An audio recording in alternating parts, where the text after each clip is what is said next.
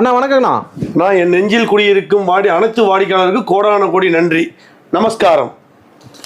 இது பொங்கலுக்காக பிறந்தும் கடைக்கு வாங்க ஏகே டெக்ஸுக்கு. ஓகேண்ணா. சாரி வாங்க மார்பிள் போனோம், 90 ரூபா, 90 rupees பாக்ஸோட பாருங்க. 90 ரூபாய்க்கு சேலையா?